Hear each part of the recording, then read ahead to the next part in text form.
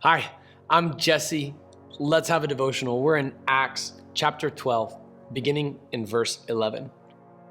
When Peter came to himself, he said, "Now I know for certain that the Lord has sent his angel and rescued me from Herod's grasp and from all that the Jewish people expected." As soon as he realized this, he went to the house of Mary, the mother of John Mark, where many had assembled and were praying. He knocked at the door at the outer gate, and a servant named Rhoda came to answer. She recognized Peter's voice, and because of her joy, she did not open the gate, but ran in and announced that Peter was standing at the outer gate. "You're out of your mind," they told her. But she kept insisting that it was true, and they said, "It's his angel." Peter, however, kept on knocking, and when they opened the door and saw him, they were amazed. Motioning to them with his hand to be silent, he described to them how the Lord had brought him out of prison.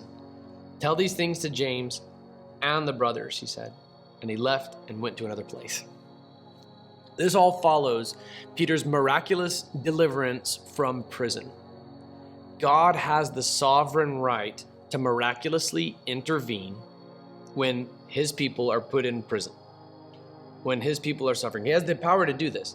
He doesn't always do this, and he won't do this throughout the book of Acts. He will allow Paul to be shipwrecked. He will allow Paul to be bitten by a viper. He will allow Paul to be stoned nearly to death, and then Paul will go back into that same city again.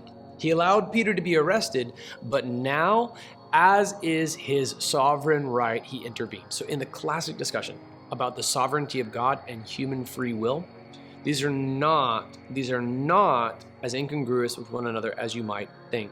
God knows every potential outcome of human free will and has the sovereignty, like moments like these, to just step down, reach his hand in and say, "Nope, I'm going to change the course of history." That's his call.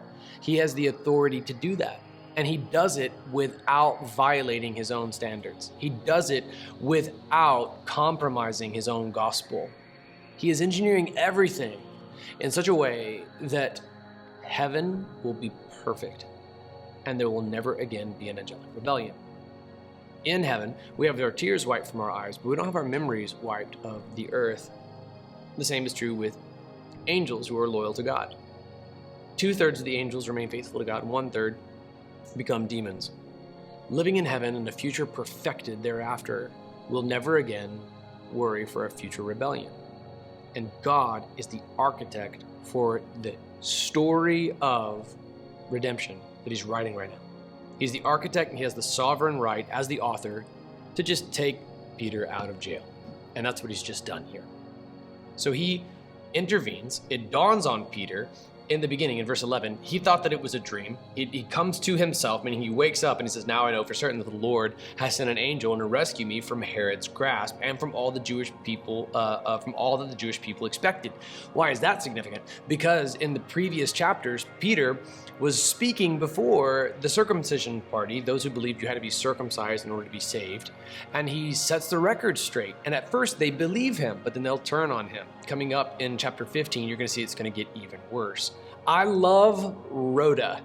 There's another Mary introduced here. This is Mary, the mother of John Mark. And then Rhoda is her servant. She comes to answer the door. She knows that it's Peter. She recognizes his voice, and she's so excited that she forgets to actually open the gate. When she goes back to tell the crowd, Peter's here, they reason it's his angel. Okay, now in some parts, in some regards, this could be an original kind of pre-teaching to what we call guardian angel teachings. This is this, along with a teaching from Matthew 18, is coupled with a belief that each individual has an angel who watches over him or her. That's not strictly biblical teaching. Moreover, when they come to this conclusion, it's his angel, they could refer to the fact that it's Peter's angel, or it's a spiritual version of Peter. We don't become angels when we die. Okay, angels are angels, humans are humans, but they were wrong in either regard, whether they intended this to say it's a hologram of Peter, his angel, or it's Peter's guardian angel, who for some reason sounds exactly like Peter. Like, either way, it doesn't matter. They were wrong. It was Peter. It was actually Peter. So meanwhile, Peter just keeps knocking. He just keeps on knocking. God has miraculously intervened He described to the team of people how God had brought him out of prison. He said, tell these things to James and the brothers. Okay, so pass word on to James and everybody else what's happened here. God has miraculously intervened. What does this indicate about where they're at? God is on their side. They are on God's side. They are doing the will of God. This is how the church was born, my friend. Consider all the historical implications if God had not miraculously intervened and delivered Peter from prison. We'll talk about that in more of our devotions coming up this week. This is the Holy Spirit of God launching the church into the New Testament era. It's the same Holy Spirit whom you experience when you worship God, when you feel conviction for sin, and it's the same church that led to the redemption church. So, today, let's continue living out this book of Acts together. Go.